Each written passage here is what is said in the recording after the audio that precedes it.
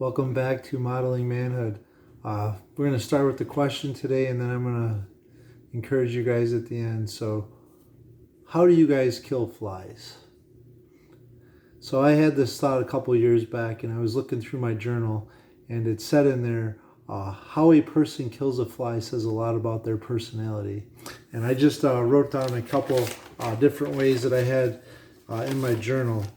We got the swatter that is like the plastic swatter that sometimes will have like a business name or something like that on it. Then we got like the overkill swatter, which has like some serious girth and real whack to it. We got this flimsy old fellow that's been through the war and back. Then we got those people that are like, oh, electricity and a swatter. That's pretty cool. Then we got those of you out there that are like, oh, I like the Karate Kid, Mr. Miyagi, and Daniel-san. Attack the flies like that. Neighbor up the road loves using a Ziploc bag, throwing 2 pennies in it, and hanging that at the door to keep all the flies away.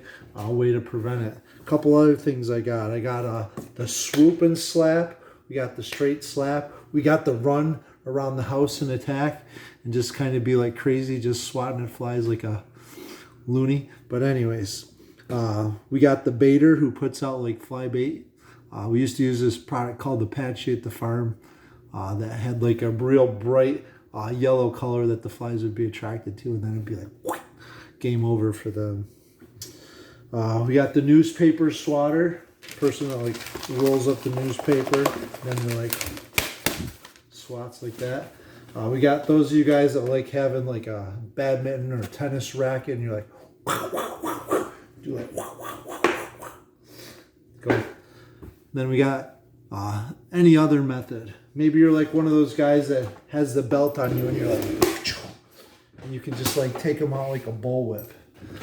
But anyways, how you guys attack a fly says a lot about your personality. My wife has this technique that doesn't take the flies out but makes them go to another area in the house. So imagine having this fly just buzzing around your head at night and not having like a mosquito net or something or a fly net to protect you while you sleep. What she'll do is she'll turn on the lights in another part of the house so that the flies are attracted to the light there. And that way you like strategically plan your steps through the house before you're ready to go to bed. So the last place that you leave a light on is like furthest away from your bed. Then you like try to get into your bed furthest away from the light. So maybe you guys have a fun technique for getting rid of flies or just preventing flies from causing damage. Maybe you use your chickens outside so that they can eat all the fly larvae so they can't go through the steps of metamorphosis and continue through their cycle.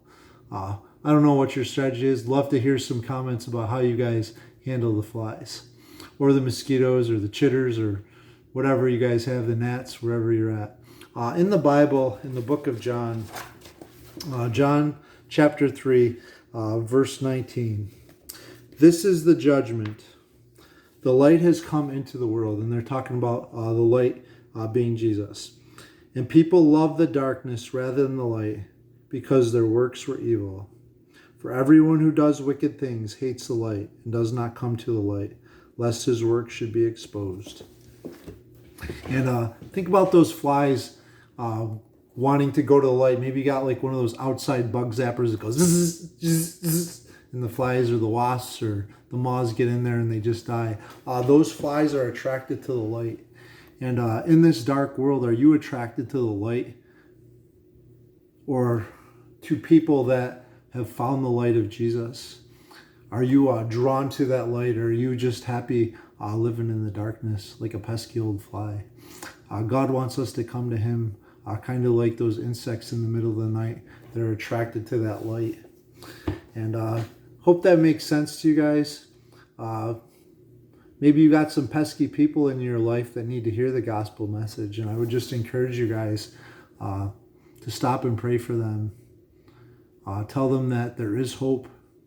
God puts prickly people in our lives that get under our skin and kind of rattle our bones and shake us. And I think if we just stop and think about the lesson that the Lord's trying to teach us through that. Maybe he just needs us to pray for them a little bit more.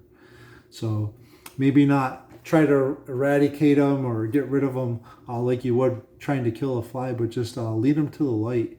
And sometimes just having that door open in the house too long lets all those critters in, but we can let all those critters out too and expose them to the light of Jesus out there. So whether you're trying to get rid of flies or trying to lead people to the Lord, I want you guys to be thinking about how you guys handle flies and insects or little mosquitoes or gnats or chitters that get in the way and just cause you guys some turmoil, get under your skin. They need to hear Jesus. And if we're not sharing the word of God with them, they're going to be happy in the darkness, like it says here in the book of John chapter 3. Lead them to the light so that they can lead others to the light. And someday we can all celebrate in heaven someday because we found the light and the truth of Jesus Christ. So thank you guys for joining us here at Modeling Manhood. Looking forward to seeing those comments. God bless and have a great day. But most of all, remember to mirror your maker and journey with Jesus.